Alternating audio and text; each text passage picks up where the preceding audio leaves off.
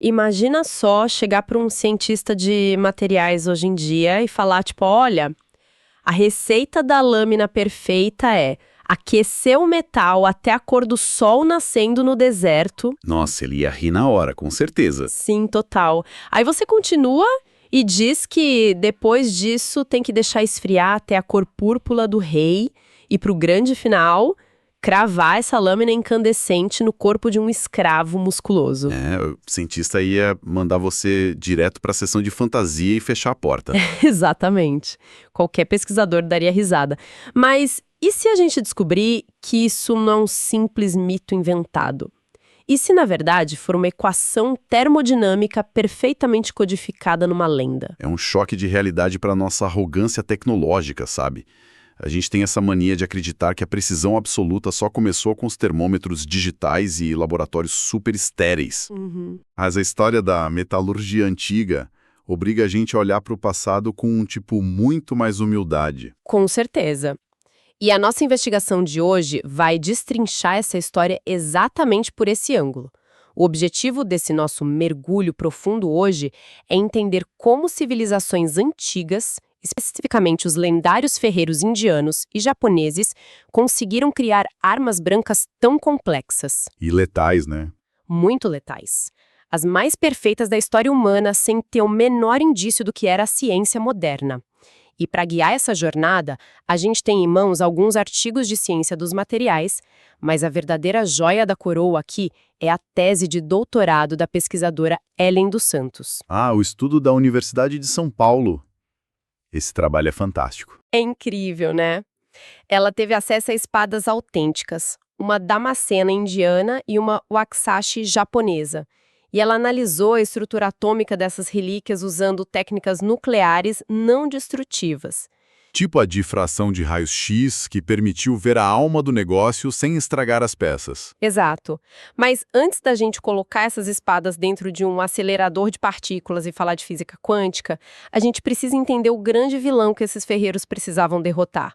O conflito fundamental do aço. Certo, vamos destrinchar isso. Qual era o grande problema? Bom, a gente chama isso de o paradoxo da lâmina perfeita. É basicamente um cabo de guerra mecânico entre duas propriedades fundamentais. De um lado você tem a dureza Tá. e do outro a tenacidade, que é tipo a capacidade de um material absorver energia e se deformar plasticamente antes de quebrar. Entendi.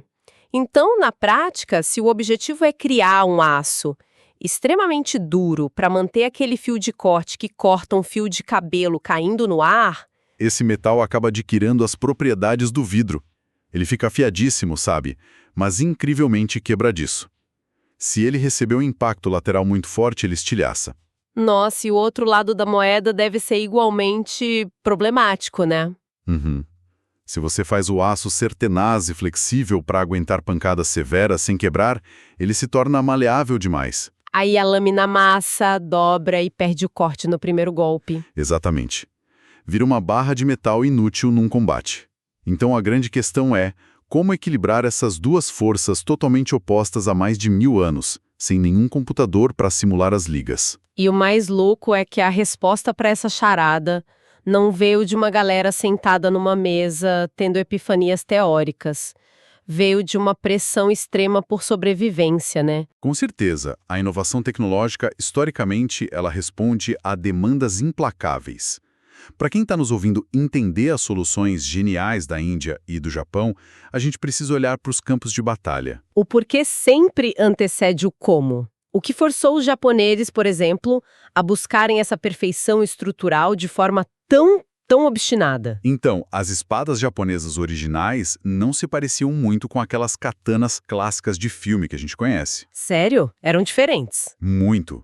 Eram armas bem longas, chamadas tachi. Elas foram projetadas para um estilo de combate bem específico, quase cerimonial e feito a cavalo. Mas aí teve um ponto de virada dramático no século XIII. As invasões do Império Mongol. Exato. Os mongóis trouxeram uma guerra totalmente diferente. Era uma infantaria pesada, armaduras super densas de couro fervido, metal e umas táticas de choque brutais. O aço japonês colidiu com a armadura mongol. Eu imagino que o resultado não foi nada favorável para os defensores, né? Foi um desastre. Um desastre logístico e tático. Os samurais perceberam muito rápido que aquelas lâminas longas e finas simplesmente estilhaçavam, ou então perdiam a ponta na hora que batiam na armadura inimiga. Caramba! E ficar segurando uma lâmina quebrada no meio de um exército mongol deve ser o pior cenário possível. E não tinha como consertar ali no calor da batalha, sabe? Essa falha catastrófica empurrou os ferreiros para uma revolução forçada. Eles precisaram desenvolver armas mais curtas e incrivelmente mais resistentes a impactos transversais. E foi daí que nasceram os modelos que a gente conhece mais hoje. Isso.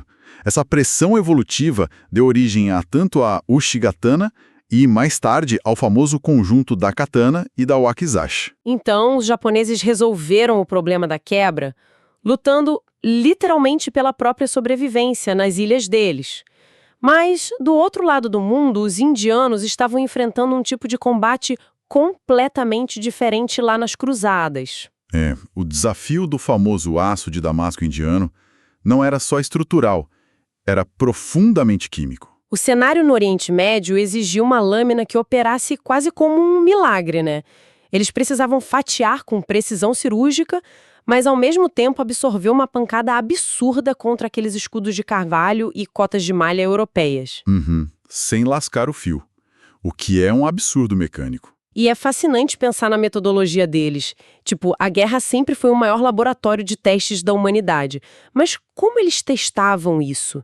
Era tentativa, erro e, presumivelmente, muita gente perdendo batalha até acertar a receita? O que é fascinante aqui é que eles testavam observando fenômenos naturais, prestando atenção na cor do metal incandescente, no som que o cadinho fazia, sabe? O que traz a gente de volta àquela lenda assustadora da introdução.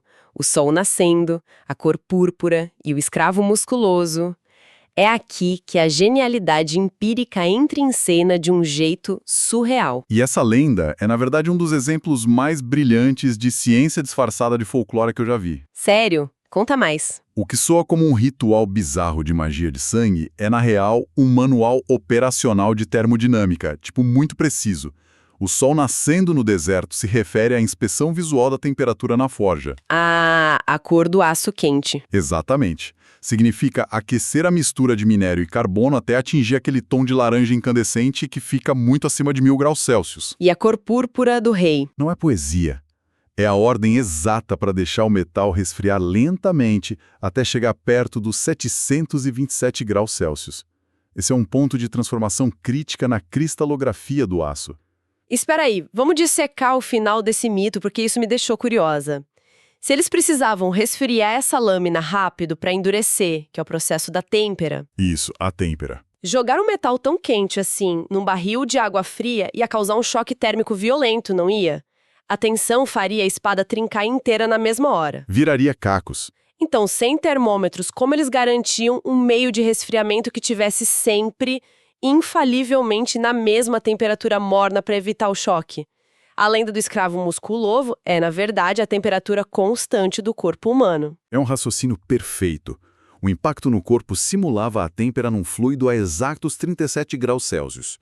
Mergulhar a lâmina numa salmoura morna, ou usar a metáfora do corpo humano, garantia uma perda de calor super controlada. Nossa, que genial! Evitava rachaduras catastróficas enquanto endurecia o aço na medida certa. Eles transformaram conceitos complexos de estresse térmico em histórias que qualquer aprendiz de ferreiro lembraria para sempre. É uma forma de memorização perfeita. Mas a química bizarra não parava por aí, né? Eu li nas fontes que tem relatos históricos sobre a têmpera sendo feita em baldes de urina animal, especialmente de cabras. Assim, o banho de urina. Confesso que a primeira reação ao ouvir sobre banhos de urina na forja é de estranhamento, ou nojo mesmo. Mas a biologia tem uma explicação para isso, não tem? Porque a urina é cheia de ureia e ácido úrico. O que significa que é uma solução lotada de nitrogênio. Quando você mergulha um pedaço de aço superaquecido nesse fluido, o processo vai muito além de só esfriar a peça. Acontece uma reação ali. Uma reação violenta. A alta temperatura catalisa um processo onde os átomos de nitrogênio da urina penetram na superfície porosa do metal quente.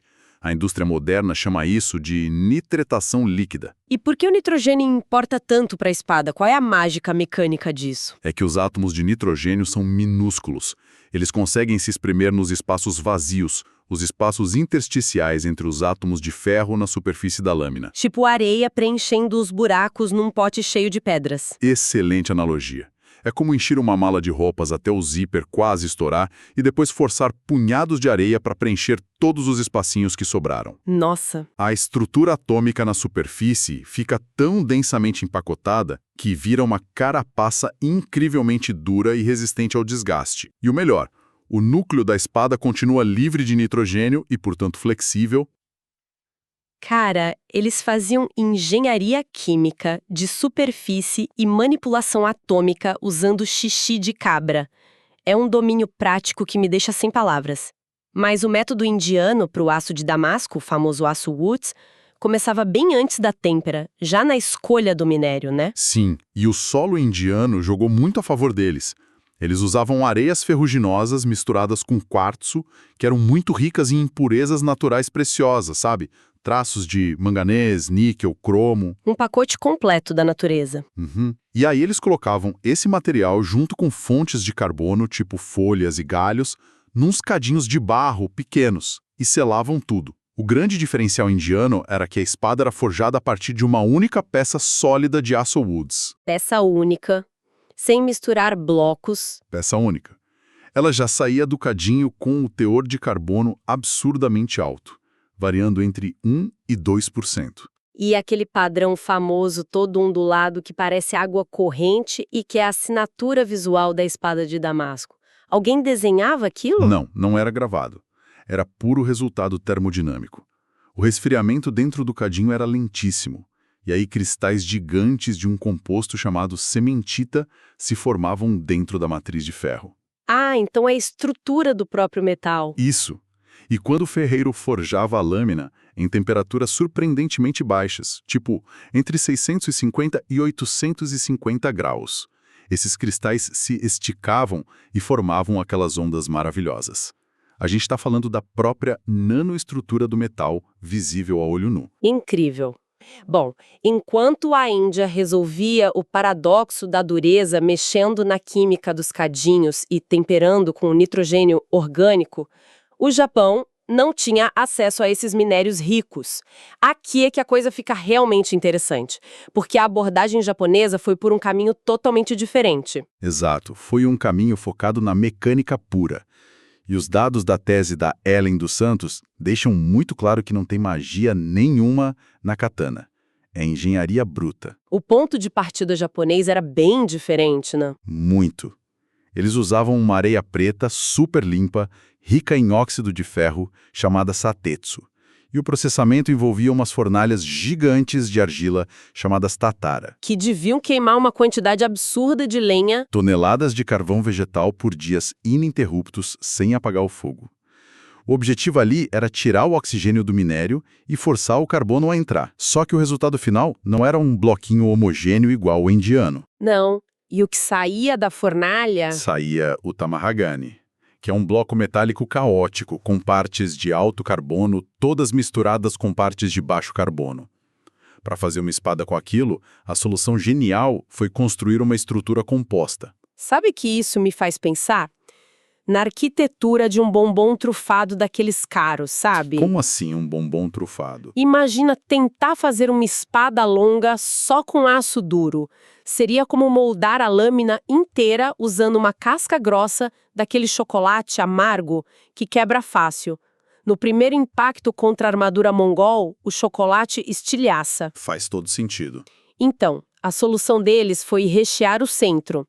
Eles criaram uma trufa, um núcleo macio e maleável por dentro, revestido por uma carapaça externa duríssima. E a termodinâmica valida sua analogia do bombom perfeitamente. O núcleo da espada, que eles chamam de shingane, usa o aço de baixo teor de carbono.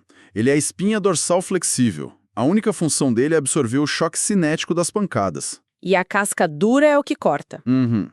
A camada externa que envolve esse núcleo em formato de U é o kawagane, o aço de alto carbono.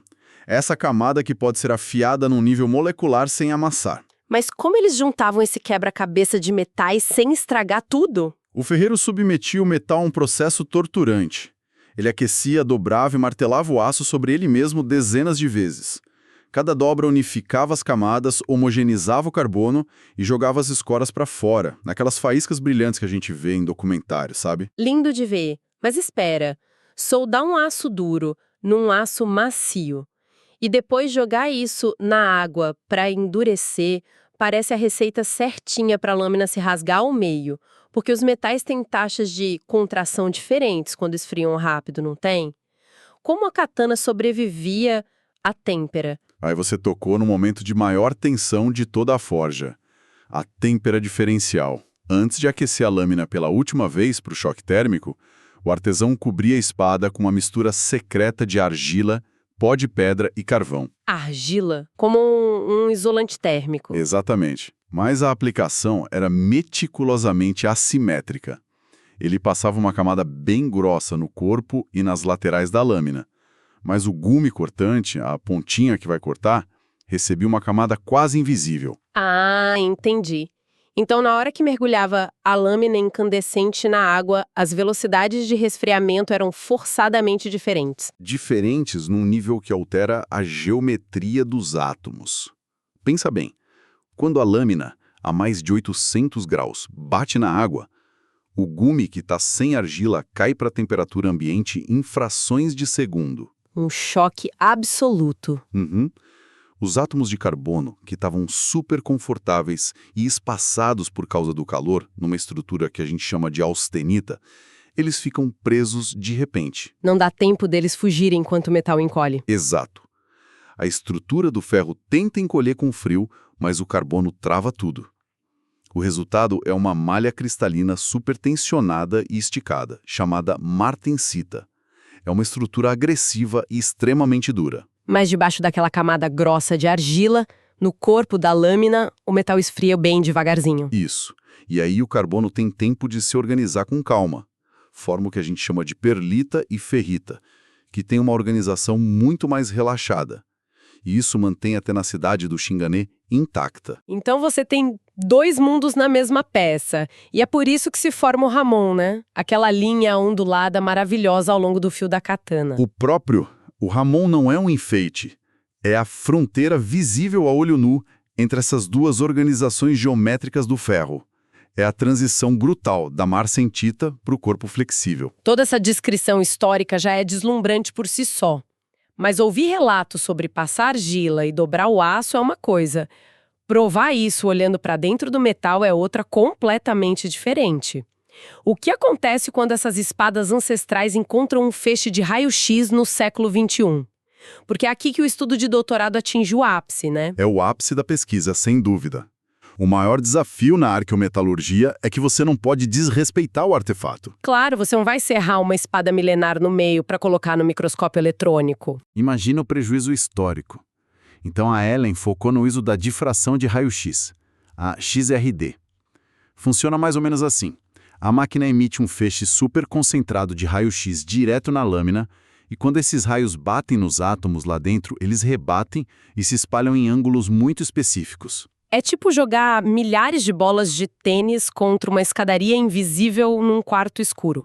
Estudando o ângulo e a força com que as bolas quicam de volta para você, dá para mapear perfeitamente a altura e a largura dos degraus sem nunca ter acendido a luz para ver a escada. Uma excelente forma de visualizar. É bem por aí.